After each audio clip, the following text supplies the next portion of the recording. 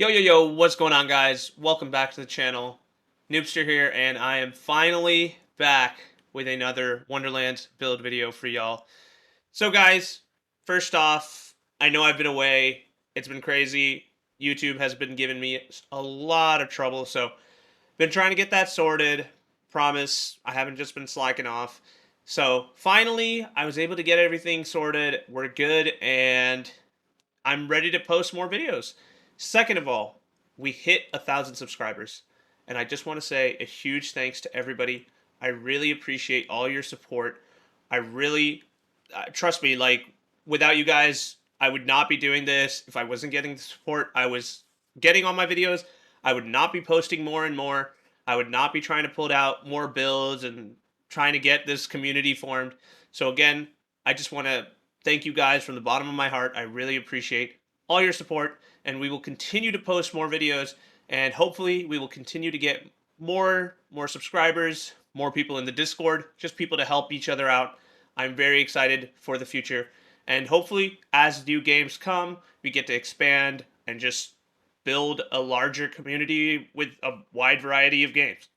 With that being said, I want to get right into the build. So yeah, it's been a couple of weeks now. The Blightcaller got released, and I have not posted a video for the Blightcaller, but finally I am here with my first build. This is a Blightcaller Spore Warden build, and let's go ahead and hop right into the skill tree, and then we'll hop into the gear and show you all the stuff we're rocking with. So, right off the bat, you see we're heavily going down Blightcaller.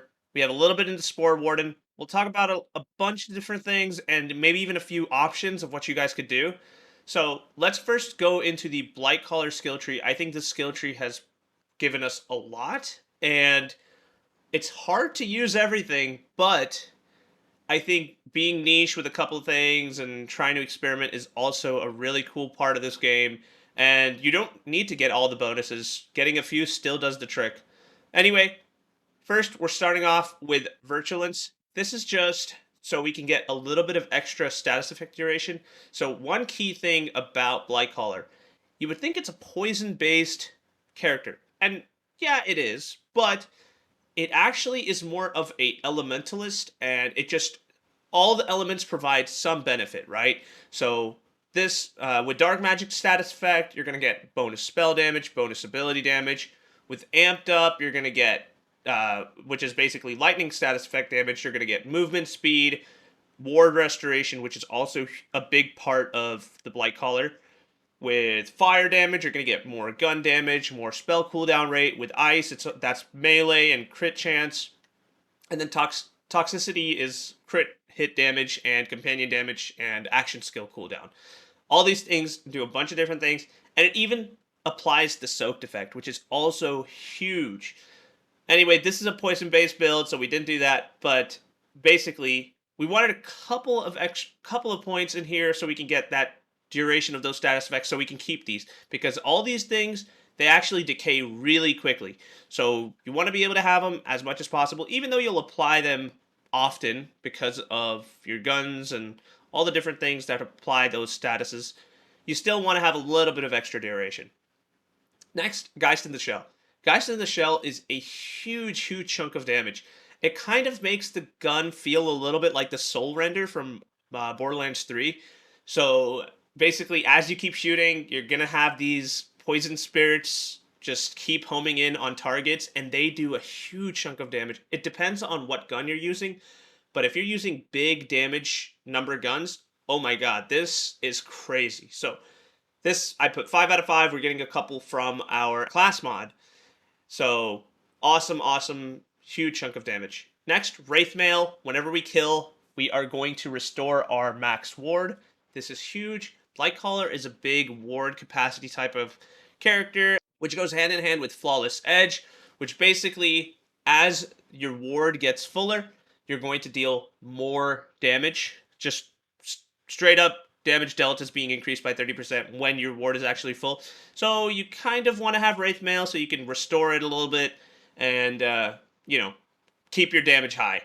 Next, Active Decay. This is going to be to just give us flat poison damage. We're rocking with a lot of poison damage here, so 5 out of 5. it's a no-brainer here. It helps a ton. You want to get 5 out of 5 here. And on top of that, Geist in a shell is poison, so kind of works well with one another, you know? Next, we go into Burnt Offering. This is so we get extra gun damage, but also extra spell cooldown. So this, you can get a max stack of 3, so that'll be 27% bonus gun damage and 36% extra spell cooldown. So very nice. And I really try to do this whenever we are trying to build a gun damage build with the Blightcaller. It's just such a good skill. And Toxicity. This is going to be for crit hit damage and action skill cooldown rate. We really don't care about action skill cooldown rate unless you opt to go with Bog Totem, which is perfectly acceptable with this build. You can use Bog Totem, you can use Barrage. I try to stay away from Plague Storm and Blizzard with this build, just because of the long cooldown, and I don't know, I don't like Plague Storm as much because it doesn't move around. I wish they made it move around, but it's just a big circle and it just stays there. So for now, we're just caring about the huge crit hit damage that we're getting. So it's 7.5 times 3. I'm really not going to do the math, but I think it's around 20-something% extra crit hit damage. Pretty good. And yeah, so that's going to help with just our overall damage. And it's going to actually increase our Geist in the Shell damage because it's going to be more damage based on those critical hits that we're getting. Next, with the Spore Warden tree, we put 5 out of 5 in Eagle Eye, 5 out of 5 in Bullseye, 5 out of 5 in Affinity, and 3 out of 3 in Quiver of Holding. Eagle Eye is for the gun damage, Bullseye is going to be for the gun critical hit chance, Affinity is going to help our Geist of the Shell, and a little bit of our Barrage. Really, Geist of the Shell is the bigger deal here. Just increases our ability damage by 45%, which is huge, and then Quiver of Holding.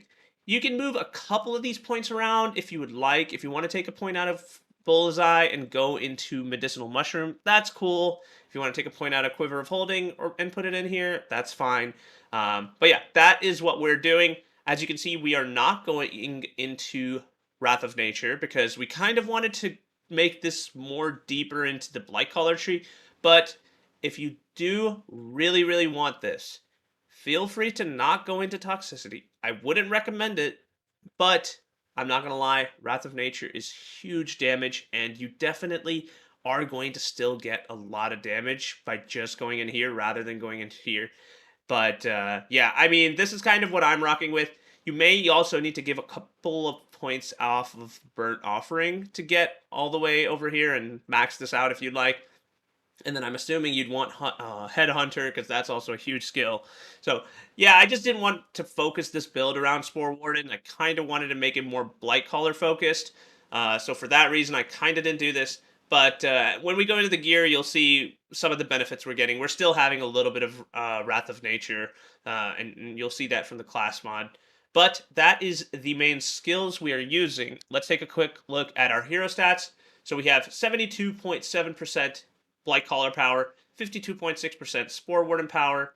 We maxed out strength and intelligence, and then we put a few extra into skill cooldown. This is in case we decide to use Bog Totem, because that is also a very cool action skill.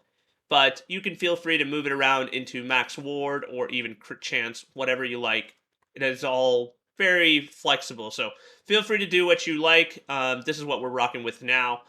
And one quick thing. Whisper of Rot. I know I didn't talk about this, but Whisper of Rot is a very, very cool class feat here. Basically, whenever we apply status effects, we're going to increase elemental damage, and because we're just rocking with elemental weapons, that is a flat increase of 25% when we have max stacks. So it is very nice, and as you can see with Blightcaller power, your Whisper of Rot is actually increasing by 72.7%, and your Geist in the Shell damage is also increasing. So, yeah, you want to have as much Blightcaller power, in my opinion.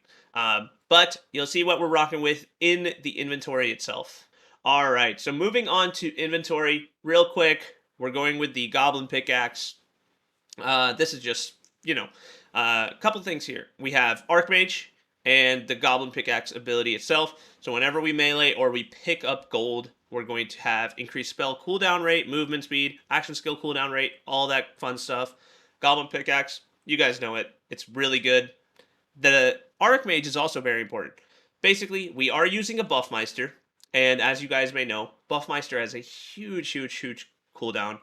41 seconds. We do not want to wait for 41 seconds. So we're going to try to mitigate that as much as possible. If you get a couple of swings from your Goblin Pickaxe, you are going to reduce the spell cooldown significantly. So whenever you can, I would recommend it, but we have other things to also mitigate some of the spell cooldown, and we'll talk about that in just a second. But the enchant we have on this is on Spellcast, increase gun damage by 30% for 10 seconds. All the guns, we have a couple of different variations. The same guns here. We're using the White Rider, the Sword Explosion, the Gyre, and the Perceiver. And for now, we're using the after action skill start enchant, gain spell cooldown by 50%. And then there's also an additional spell projectile. That really doesn't matter here. But along with that, we're including a couple of others. We have Sword Explosions with the Spore Warden enchant for extra poison damage. That could also be very huge, especially when we're using, well, only when we're using Barrage, but because we're getting bonus poison damage.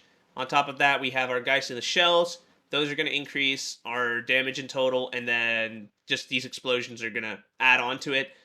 So that is a very good enchant. Again, I prefer to have this just because of the cooldown rate for spells, but this is a very good alternative.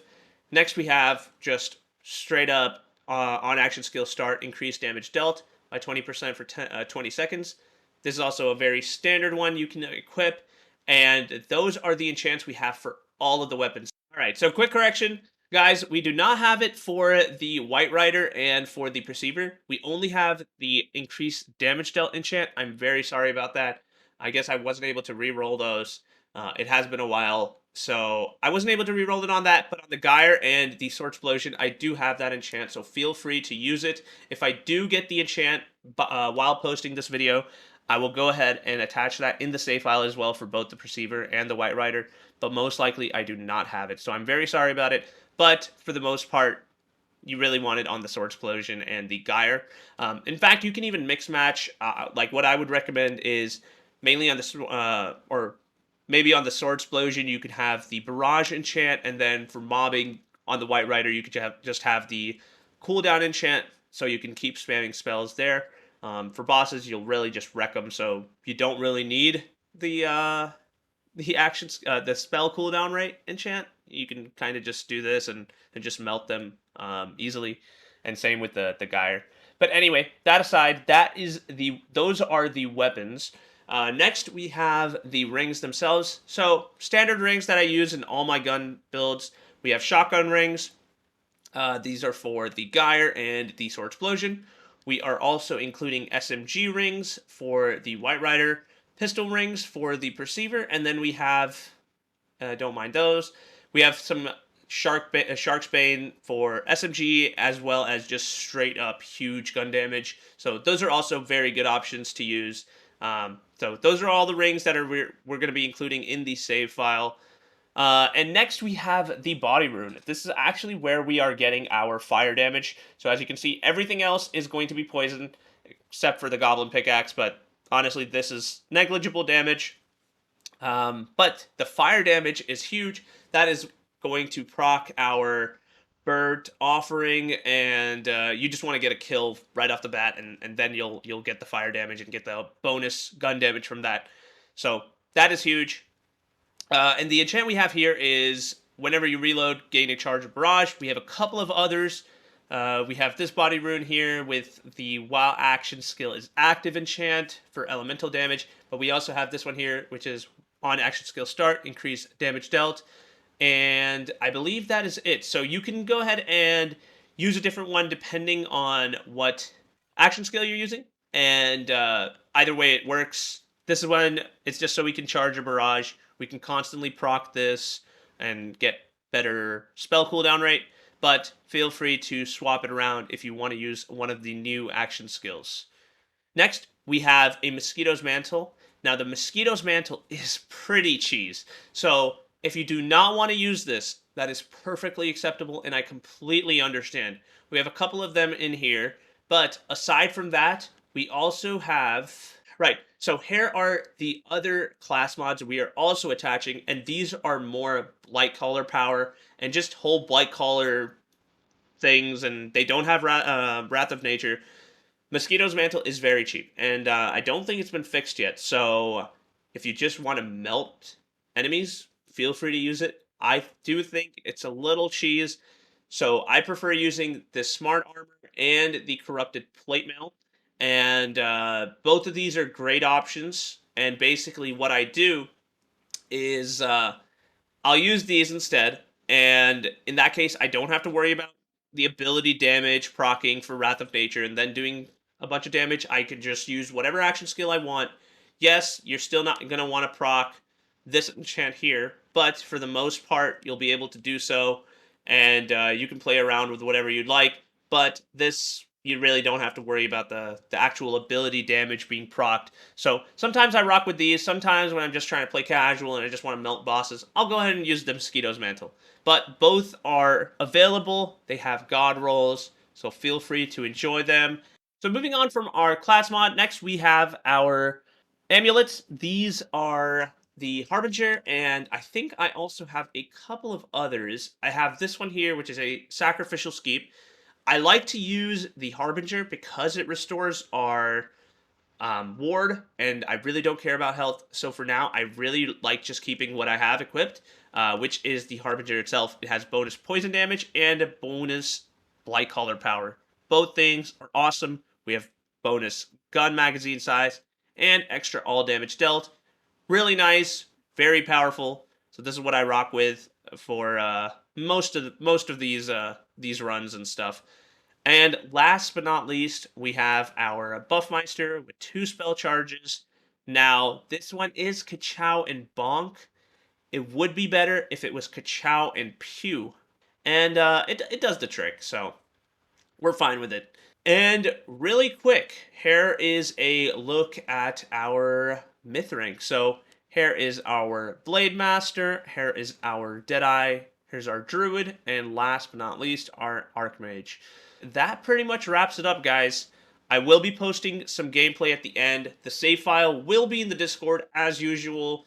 And if you are on console, I want to reiterate, feel free to ask me for the builds. It hasn't happened in a while because I know I've been away. I think the community has been helping one another out, so I really appreciate it, guys. But if nobody helps you out in the Discord, feel free to reach out to me personally. Just send me a direct message. Don't say sorry. Trust me, I am very, very happy to help. So feel free to reach out. Just send me a direct message and say, hey, I saw your YouTube video. I would love the build. Could you add me? And just, yeah, all that stuff we could talk about in the Discord. But for now, I hope you guys enjoyed the video. I hope you guys have fun with the build. There's a lot of nice stuff here, a lot of ascended poison gear and all that stuff. So enjoy the build and have fun with it. We'll post some gameplay at the end. And I'll see you guys later. Peace out, guys.